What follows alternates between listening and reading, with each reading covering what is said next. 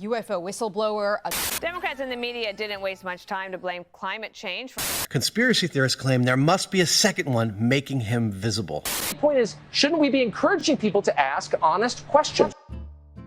American paranoia. I want to talk about the evolution of paranoia in American culture, looking at the beginnings of writing in America to the 1850s. Paranoia is a staple in American culture. Okay, let me set the scene. England, monarchy. You have these Puritans moving onto this new land to escape religious tyranny and the monarchy. They're residing in what is to them new and uncharted territory. They took the land from the Native Americans, who were way too welcoming and kind of naive Puritans who have super high religious moral standards, living on this land that was acquired through not the best means. Oh, sweet, we got this land, but like, through what means? Bad means. So this is where the guilt starts to build. This is the very the beginning, the foundation of this American guilt eventually turns into the witch trials. You have Cotton Mather's, who was writing about how the earth was infected and evil would spring up in the form of a witch. Basically, the land they were living on was rooted in evil. It's like a very metaphorical thing, but it's also something that they literally did believe. I want to talk about some writings that I think are the groundwork for current American conspiracy culture. American conspiracy theories, a lot of people, including myself, would argue that they are a defining characteristic of American society. The way we question literally everything and we don't trust anyone. Thinking about this from the very beginning, you have people who are experiencing the ending of the Enlightenment era. They're going through transcendentalism, also going through the Industrial Revolution. All of these things together are this big shift in a moral compass, and these people had to navigate that in their heads. You can't be a fan of the Industrial Revolution if you claim to be a transcendentalist. It's this dividing of beliefs, and people have to really figure out where they belong instead of having one common thing that everyone belongs to, like the monarchy.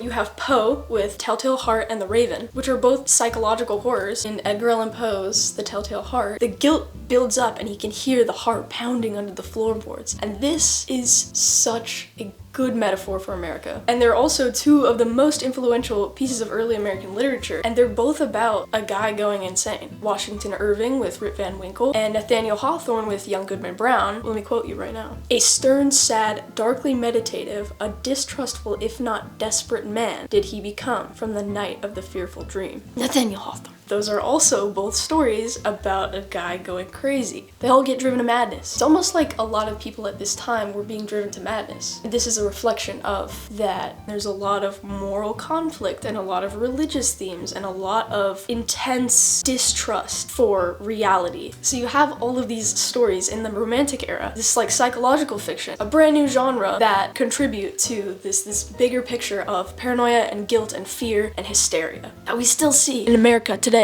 I think, this is a little bit of a side note, I think that The Destruction of the Indies, the piece by De Las Casas, which is a extremely gruesome and disturbing and gross piece, it's not really American paranoia per se, but it is part of a larger tradition of literature forcing readers to confront guilt. It's a good example of somebody who saw what was going on and that it was messed up, decided to push this guilt back onto people and get somebody to listen. It was meant to show people what kind of things were being done to obtain this land, and it was meant to make people feel guilty. And this was before early in the 1500s. De Las Casas wasn't necessarily American, but I do think that Destruction of the Indies was a really important piece, and how metaphorical it all is. And then you have the witch trials. The witch trials are just paranoia and control. It's a society who has no idea what is right, what is wrong, or even what is real and what is not real. They truly just believe what the next guy believes. You know, one person accuses you of being a witch, and then everyone dogpiles, and then you get executed. Fear-mongering, hysteria. The witch trials are a really good example of this because of how extreme they are. That's an interesting pattern that I noticed in reading a lot of early American literature as a whole, and is that this is a common theme from the very beginning. And you have Jefferson trying to tame this hysteria with the Declaration of Independence, creating a more rationalist governmental structure. This is also a reminder that American identity is really shaped by these competing moral systems. A lot of people were super against starting a government because that's what they were running from. People were not very quick to jump on board with starting a government. Everyone was really on different teams. So I just think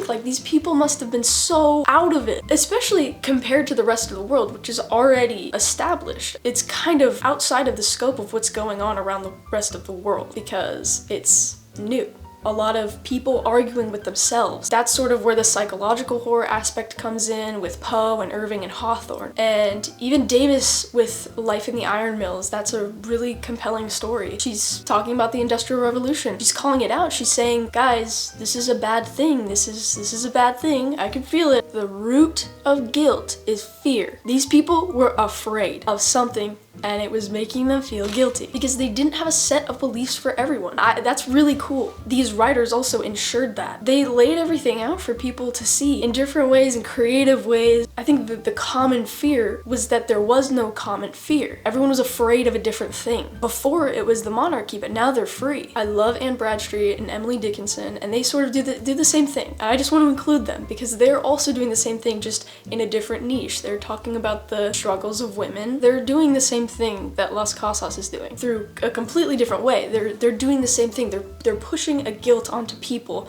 to try and get something to change. These writers are holding up a mirror to all of these confused Americans and saying, you need to figure out who you are and what you believe. This made people scared. This made people scared. They didn't know who they were, and they're being forced to figure it out. These writers put a pressure on people, and they didn't let up, and I think that that's really cool. They shaped America, all of them. Questioning stuff is who we are. It's a cultural reflex in America to question everything. And it's always been like that. Think of how common these questions are. What's in the tap water? Is the government hiding something? Are vaccines tracking us? Is the earth flat? Is my food actually what the label says? Is my phone listening to me? Where do my taxes really go? Is the election rigged? These are common, memes. Even people who don't believe in conspiracies joke about them all the time. Nothing about this mindset is new. It's inherited. Puritans questioned whether their neighbors were witches. Founders questioned the monarchy, religion, tradition. Transcendentalists, they questioned society, capitalism, conformity. Industrial era writers, they questioned morality and progress. Poe, Irving, Hawthorne, they questioned the stability of the human mind. Now Americans question everything in the modern world. We never stop doubting, we just changed the subject. And I think it's really cool that we all just decided at the end that we're people of curiosity and questions. Instead of trying to not be that, we just decided that that's who we are.